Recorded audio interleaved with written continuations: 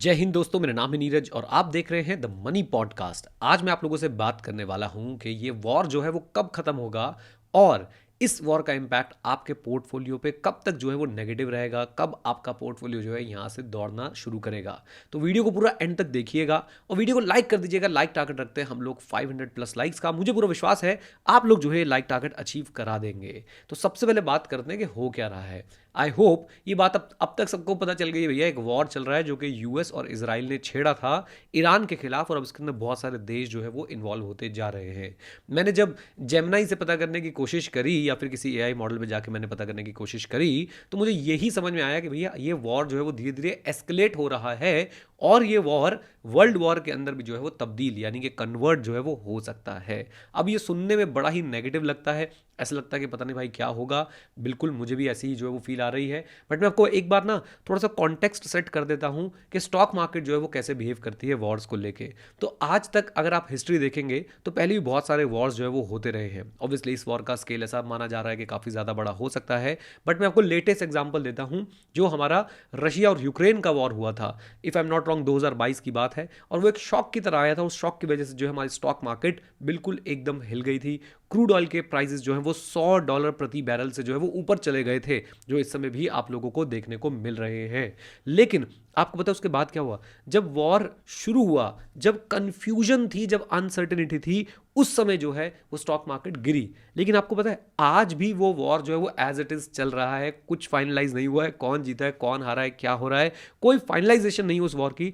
लेकिन हमारी stock market ने जो है वहां से बड़ी अच्छी रिकवरी जो है वो दिखाई थी। जिन्होंने 2022 में क्या किया होगा, वॉर के पैनिक को देखते हुए तुरंत अपना पोर्टफोलियो खाली कर दिया होगा, 2023 में वो जरूर रोए होंगे। आप इस समय सामने स्क्रीन पे देख रहे होंगे 28 फरवरी 2026 को जो है ये वॉर शुरू हुआ था।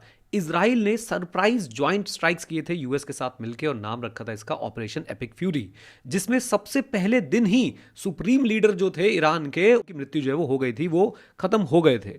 आज जो है वो 16वां दिन है और वॉर जो है वो आगे बढ़ चुका है और ईरान ने 9 कंट्रीज में जो है वो स्ट्राइक किया है। एंड जैसा मैंने आपको बताया था कि जो क्रूड ऑयल के प्राइसेस हैं वो $100 प्रति बैरल से ऊपर चले गए हैं और स्ट्रेट ऑफ हॉर्मुज अभी जो है इफेक्टिवली क्लोज चल रहा है। हाँ, वहां से कुछ शिप्स जो है वो पास की जा रही हैं, लेकिन आप देखें तो वो इफेक्टिवली इस समय क्लोज चल रहा है। वॉर की टाइमलाइन तो अभी तक आपने देख ली। अब मैं आपको दिखाता हूं कि इसका इंडियन मार्केट पे जो है वो क्या इंपैक्ट आ रहा है। अगर मैं बात करूं 13 मार्च की, इसी दिन जो है वो हमारा सेंसेक्स 1460 पॉइंट गिरा था और निफ्टी जो है वो 2% नीचे आ गया था 23,150 तक। 9.5 लाख करोड़ रुपए एक दिन के अंदर जो है वो वाइप आउट हो गए थे मार्केट्स के अंदर। 500 से ज्यादा स्टॉक्स हैं जिन्होंने 52 वीक का लो जो है हिट किया। इसके अंदर इतने बड़े बड़े नाम आते हैं जैसे कि एचडीएफसी और टीसीएस। यस, आपने सही सुना, एचडीएफसी बैंक और टीसीएस। यहां पे एक बात मैं आपको और भी बता दूं कि अगर मैं ये देखूं कि जो 14 मार्च को वीक हमारा खत्म हुआ है, निफ्टी और सेंसेक्स जो है वो 5% से ज्यादा नीचे गिरे हैं उस पर्टिकुलर वीक के अंदर, जो कि अब तक का सबसे बड़ा वीकली फॉल है 4 साल के अंदर। यस, सबसे बड़ा वीकली फॉल यहां पे हमें देखने को मिला है। 16 मेजर सेक्टर जो है वो रेड में एंड हुए हैं। मिड कैप जो है वो 4.6% यानी कि 4.6% गिरे हैं। स्मॉल कैप लगभग 3.7% गिरे हैं। और इंडिया विक्स अगर आप लोग समझते हैं तो उसमें जंप दिखाई दिया है 65% के आसपास का। टोटल मार्केट कैप अगर मैं बात करूं तो लिस्टेड इंडियन स्टॉक्स की वो आ, आप मान लीजिए लगभग 23 लाख करोड़ से जो है वो नीचे आ चुकी है since 27 February. Just think over it. और रुपी भी जो है वो अपने लोएस्ट पॉइंट पे आ चुका है। अप्रॉक्सीमेटली जो उसका पॉइंट चल रहा है दैट इज 92.47 पर डॉलर के हिसाब से जो है वो चल रहा है। और अब मैं आपको दिखाने जा रहा हूं एक ऐसा पैटर्न जिसको आप लोगों को बहुत ध्यान से सोच समझ के जो है यहां पे ऑब्जर्व करना है, क्योंकि ये एक्चुअली में गेम चेंजर हो सकता है आपकी इन्वेस्टिंग की जर्नी में। अगर आप भी वॉर टाइम के अंदर स्टॉक मार्केट में इन्वेस्टेड हैं या फिर इन्वेस्ट करने की सोच रहे हैं तो ये पर्टिकुलर पैटर्न आपको बहुत ज्यादा जो है वो हेल्प कर सकता है। देखिए, एक बहुत बड़ा पैटर्न जो है यहां पे हमें देखने को मिलता है हमेशा। मार्केट्स जो है ना वो कॉन्फ्लिक्ट से नहीं डरती, मार्केट्स हमेशा डरती है अनसर्टनिटी से कि होने क्या वाला है।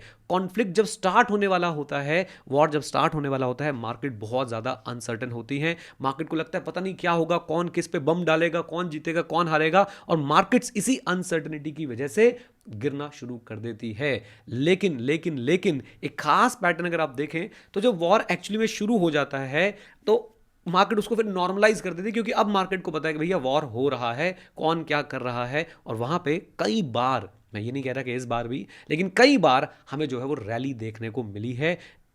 मतलब वॉर जब शुरू होना था तब तो जो है वो मार्केट्स क्या कर रहे थे, डिप्रेस थे, लेकिन वॉर जब शुरू हो गया तो उसको फिर नॉर्मलाइज कर दिया जाता है, फिर पता चलता है कि भैया सर्टेनिटी है, और वहां से जो है वो मार्केट्स फिर रैली दिखाना शुरू करते हैं। ऐसा कई बार हमने देखा है, और इसी को हम लोग जो है वो वॉर पजल भी बुलाते हैं, जहां पे इंडेक्सेस जो हैं या फिर इंडाइसेस जो हैं वो गिरते हैं during the pre war uncertainty, but उसके बाद जो है वो एक जबरदस्त रिकवरी दिखाते हैं जैसे ही हमारा कॉन्फ्लिक्ट जो है वो अननोन से नोन बन जाता है। अब आते हैं हम लोग सबसे बड़े सवाल पे कि ये वॉर जो है खत्म कब होगा।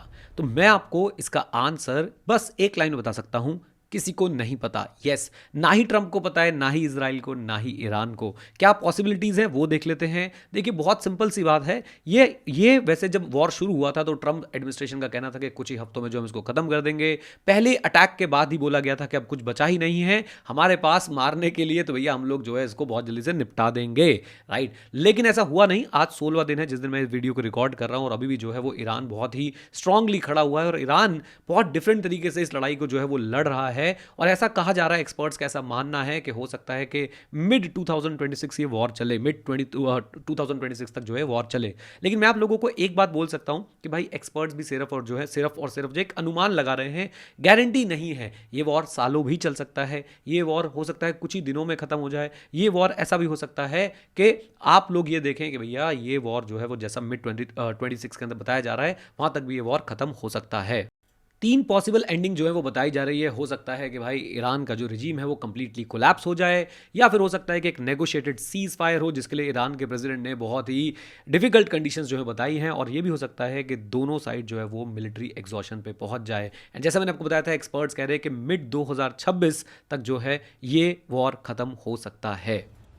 एक बात है जो मैं आपको 100% सर्टेनिटी से बता सकता हूं कि मार्केट का क्या होगा जब वॉर रुक जाएगा, या फिर जब मार्केट को लगेगा कि अब ये वॉर मैटर ही नहीं करता, अब सर्टेनिटी जो है वो आ चुकी है। तो इस बात को जरूर आप लोग देखिएगा और अपने लिए मुझे कमेंट बॉक्स में बताइएगा कि आप लोग क्या सोचते हैं। जैसे ही सीज फायर आएगा, और हिस्टोरिकली सीज फायर हमेशा आया है, जितने लोगों ने पैनिक करके बेच दिया होगा वो रैली को मिस कर जाएंगे। और जैसे कि 2022 में रशिया यूक्रेन वॉर के टाइम पे देखा था, जब निफ्टी जो है 10% 12% के आसपास गिरा था, लोगों ने पैनिक होकर बेचा था, और उसके बाद वो लोग रैली मिस कर गए थे। वैसे ही यहां पे भी होने वाला है, क्योंकि जैसे ही सीज फायर होगा, एक बात पक्की है, एक जबरदस्त रैली हमें देखने को मिल सकती है। इवन उससे पहले भी हमें रैली जो है वो देखने को मिल सकती है। सो एक्चुअली में आप ये देखिए, इंडिया डायरेक्टली इस वॉर में इन्वॉल्व नहीं है। इनडायरेक्टली इंडिया पे इंपैक्ट आ रहा है, काफी बड़ा आ रहा है, मैं उस बात को बिल्कुल डिनाई नहीं कर रहा हूं।